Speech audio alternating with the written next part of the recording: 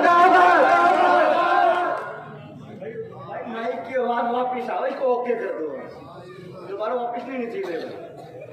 भाई बलराज कुंडू जिंदाबाद। जिंदाबाद जिंदाबाद। आवाज उन्हें बेटा तो थकड़े और खाना पीने का बिल्कुल प्रबंध है, साफ धंधे है, पैसे पक्की बात है, नारा तकड़ा लगाना है। भाई बलराज कुंडू जिंदाबाद। जिंदाबाद जिंदाबाद। मेरी मान को नहीं सुनी हो रहा है नवा जोड़ो कसम बता दे, सही मान दो, सही मान दो मतलब। भाई बलराज कुंडू जिंदाबाद। जिंदाबाद जिंदाबाद। भाई बलराज कुंडू जिंदाबाद। जिंदाबाद जिंदाबाद। भाई बलराज कुंडू जिंदाबाद। जिंदाबाद जिंदाबाद। धन्यवाद। मैं आमंत्रित करूंगा भाई साहब को कि आए, अपने रोजगार रखें और लोगों को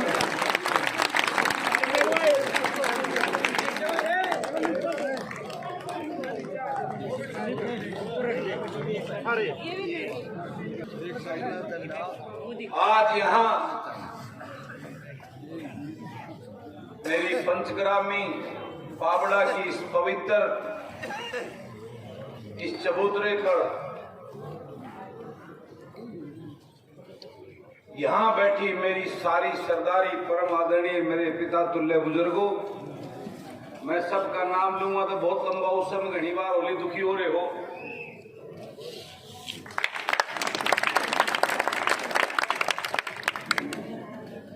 परम आदरणीय परम सरदे चाचा बलदेवा जी और अपने कुंडू खाप के हमारे प्रधान बड़े भाई इंद्रजीत जी, भाई दिलबाग जी 12 के प्रधान, और यहाँ मेरे पंचग्रामी के 5 सरपंच भाई और मंच पर मंचासीन सभी मेरे आदरणीय बाबा बागनाथ जी भी यहाँ पधारे हैं, और यहाँ मौजूद मेरे पिता तुल्य बुजुर्गों, युवा साथियों, आप सभी को आपके बेटे और भाई बलराज कुंडू की राम राम।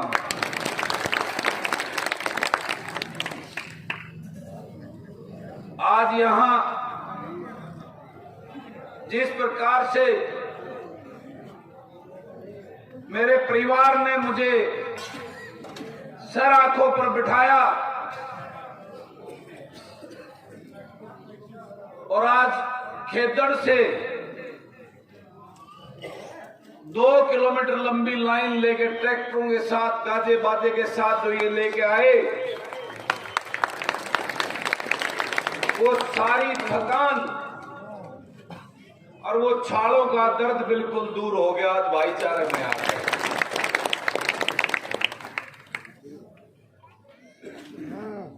उसके लिए मैं आप सबका, अपने परिवार का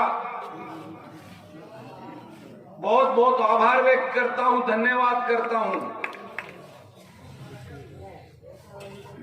और आज कहीं ना कहीं आपके सबके दिल में एक बात होगी, भाई वो अपना बलराज क्या पदयात्रा क्यों निकाल रहा है। तो मैं आपको बताना चाहता हूं, जैसे चाचा बलदेव ने बताया कि हमारी रगों में पृथ्वीराज चौहान का खून तोड़ता है। हम अन्याय बर्दाश्त नहीं कर सकते, हम जाति बर्दाश्त नहीं कर सकते।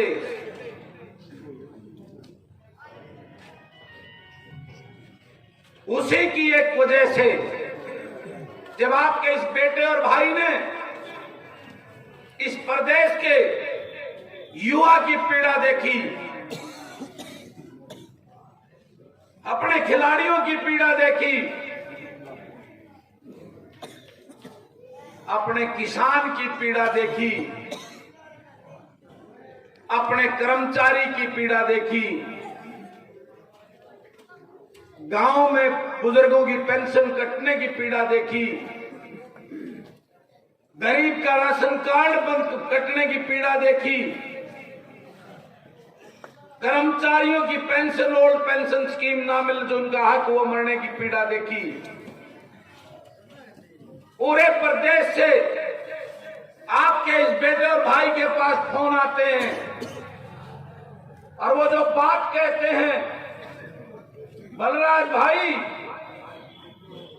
आप हमारी आवाज उठाओ विधानसभा में, आपसे ही उम्मीद है। तो वह खून रगों में दौड़ने लगता है, जुनून जोश पैदा होता है और दिलो दिमाग में एक तीस पैदा होती है कि लड़ना पड़ेगा इसके साथ में, इस प्रदेश के लिए कुछ करना पड़ेगा। जिस प्रकार का माहौल आज के इस राजनीतिक सिस्टम ने हर वर्ग को पीड़ित और ठग लिया है, उसी पीड़ा को लेकर आपका ये बेटा, आपका ये भाई इस प्रदेश को जगाने निकला है। जब ये पीड़ा मैंने विधानसभा में देखी कि आपके चुने हुए प्रतिनिधि जो किसी पार्टी या किसी नेताओं के गुलाम और चाटुकार हैं, जो अपने उन नेताओं को खुश करने की बात करते हैं, अपनी पार्टी को खुश रखने की बात करते हैं, अपना राजनीतिक लाभ लेने के लिए गोटी बिठाते रहते हैं, मंत्री पद का स्वाद चखते रहते हैं और मलाई कैसे खाई जाए सरकार में उसकी जुगाड़ में रहते हैं। आपकी आवाज उठाने वाला वहां कोई नहीं नजर आया। आपका ये बेटा, आपका ये भाई विधानसभा में सबकी आवाज बुलंद करता है, सरकार से टकराता है। आप देखते होंगे टीवी चैनलों पे आजकल तो लाइव चलता है, लेकिन अकेला पड़ जाता है ये आपका भाई, आपका बेटा। आज हरियाणा में इसलिए निकला हूं कि हरियाणा वासियों से 50-60 बलराज कुंडू मांगना चाहता हूं ताकि इस प्रदेश की व्यवस्था हो जाए। जो बलराज कुंडू की सोच के हों, पढ़े लिखे, नई विचारधारा, ऊर्जावान हो और जो बिकाऊ ना हो और जो लीडर हो, डरने वाले ना हो। इस प्रदेश को बताना चाहता हूं कि आज मेरे युवाओं का भविष्य, आपके बेटा बेटी, पोता पोती, दोता दोती आज पढ़ लिख कर घरों में बैठे हैं। इस अंधी बैरी सरकार ने परमानेंट नौकरियां बंद कर दी, युवा सीटी क्वालिफाइंग की लड़ाई लड़ रहा है, पुलिस ज्वाइनिंग के लिए आंदोलन कर रहा है, कौशल रोजगार निगम का ऐसा एक विभाग खोल दिया जो इस प्रदेश के मेरे युवाओं का शोषण कर रहा है। इन सभी चीजों से आज आंदोलन कर रहा है, मेरा युवा पीड़ित है। परमानेंट नौकरियां बंद कर दी हैं, आज मेरे युवा को अपना भविष्य अंधकार में नजर आ रहा है, उसको कोई रास्ता नजर नहीं आ रहा, जिसकी वजह से वो गलत दिशा में जा रहा है, वो नशे की तरफ बढ़ रहा है, अपराध की तरफ बढ़ रहा है। अपने युवा की उस पीड़ा को देखकर निकला है ये बलराज, इस प्रदेश को जगाने निकला है, इस राजनीतिक व्यवस्था को बदलने निकला है। इस प्रदेश के लोगों को बताना चाहता हूं, हरियाणा प्रदेश के अंदर ये 4-5 राजनीतिक राजघराने हैं, ये अपने चाटुकार और गुलामों को टिकट देकर आपके बीच में छोड़ देते हैं और आपके पास कोई विकल्प नहीं होता, आप उनमें से ही किसी को वोट देकर विधानसभा में भेज देते हैं। ये लोग लुभावनी बातें आपके सामने रखते हैं, जैसे पिछले 2019 के चुनाव में आपके सामने आके बोला, उन ठगबंधन पे लोगों ने, उन नेताओं ने जो अपने आप को कहते हैं चौधरी देवीलाल का वारिस, चौधरी देवीलाल ने तो पूरी उम्र संघर्ष करके लोगों के लिए काम किया। वो अलग बात है कि वो उनको भी हमने, हमारे भाई ने यहां से शिकस्त दी थी, लेकिन जो चौधरी देवीलाल की बड़ी बड़ी बात करने वाले उनके वारिस आपको लूट के ले गए। इस खट्टर को जमुना पार भेजने की बात करते थे, युवाओं को रोजगार देने की बात करते थे, बुजुर्गों को 5100 पेंशन देने की बात करते थे।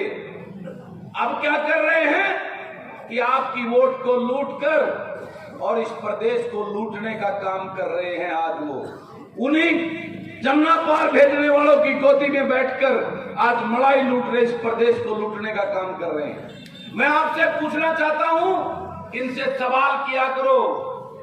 आज ये हजारों करोड़ के घरों में रहते हैं, महल बना रखे हैं इन्होंने।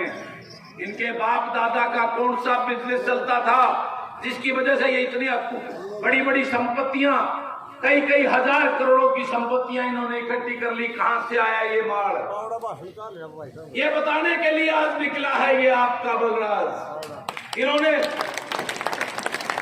हरियाणा प्रदेश को लूट के, आपके खून पसीने की कमाई को लूट के, जो आप टैक्स देते हो सरकार को, उसको लूट के इन्होंने अपने घर की तिजोरियां भरने का काम किया है।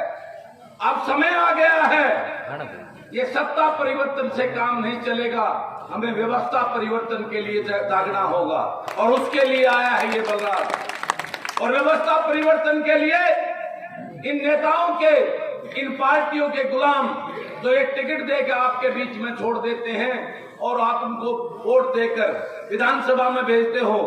आज 80% गधे घोड़े जा रहे हो, नहीं मेरा एमएलए का मतलब क्यों है। ये सच्ची बात बता रहा हूं आपको मैं। आपको इस व्यवस्था को बदलने के लिए किसान गरीब के घर में पैदा हुए, जो दुख और तकलीफ को जानता हो, ऐसे अपने बेटों को विधानसभा में अपना वकील बनाकर भेजना होगा। तभी यह व्यवस्था परिवर्तन होगी, तभी यह सिस्टम जागेगा। नहीं आज क्या हाल है, ये चेहरे बदल जाते हैं। आप चेहरे बदल देते हो सत्ता परिवर्तन में, लेकिन व्यवस्था नहीं बदलती। आज प्रदेश के अंदर महंगाई चरम सीमा पे है, लूट भ्रष्टाचार चरम सीमा पे है, बेरोजगारी में हरियाणा प्रदेश हिंदुस्तान में 1 नंबर पे है। इस तीस और पीड़ा को लेकर आज ये भाई आपका निकला है इस प्रदेश के लोगों से, इस प्रदेश के लोगों को जगाने के लिए कि बलराज कुंडू को वोट नहीं चाहिए, उसने तो मैं मारे छका देंगे 50,000 तो ऊपर जिताने की गारंटी ले है इसको। मैं तो इस प्रदेश के लोगों को एक संदेश देने निकला हूं, युवाओं को संदेश देने निकला हूं। उठो जागो और अपने भविष्य के लिए खड़े हो। राजनीति में जब तक युवाओं की भागीदारी नहीं होगी तब तक व्यवस्था परिवर्तन नहीं हो सकती। इन राजघरानों की छुट्टी नहीं होगी, इन लुटेरों की छुट्टी नहीं होगी, तब तक व्यवस्था परिवर्तन नहीं होगी। मैं वादा करता है आपका ये बेटा, आपका ये भाई, जिस दिन विधानसभा के अंदर 50-60 बलराज कुंडू चले गए, उस दिन इस प्रदेश की तस्वीर और तकदीर बदल जाएगी। ये कहने आया है ये आपका बलराज। आज मैं जिस मिशन पे निकला हूं, मुझे खुशी है कि एक जन जागृति की एक चिंगारी आने वाले समय में इस प्रदेश के अंदर राजनीतिक ज्वालामुखी बन के फूटेगा और इस प्रदेश के लोगों का, आज इस राजनीतिक लोगों को जो ये ठग और चोर गठबंधन की सरकारें चल रही हैं, इनको सबक सिखाने का काम करेंगे। मैं आपसे एक बात कहना चाहता हूं कि हमारे से पहले आपका एक बेटा, एक भाई दबंग था, जो उसने भी बीड़ा उठाया था, लेकिन सारे शेर बेशक एक हो, लेकिन जब 150 गिद्दड़ चारों तरफ से घेर ले तो वो भी शेर का शिकार कर लेते हैं। तो मैं आपसे यही कहना चाहता हूं, अपने इस बेटे भाई की रक्षा करनी आपका हाथ है, आपका साथ और ताकत मेरी सबसे बड़ी ताकत है। वो मांगने आपके बीच में आया हूं। वादा करता हूं आप मेरे साथ खड़े रहना। ये आपका भाई, ये आपका बेटा हर किसी से टकराने की हिम्मत और जज्बा रखता है, ना डरेगा ना झुकेगा। आपके लिए, अपने बच्चों के भविष्य के लिए, इस प्रदेश के लिए, इस प्रदेश के लोगों के लिए आखिरी सांस तक लड़ूंगा। ये कहने आया है ये बलराज आपके लिए।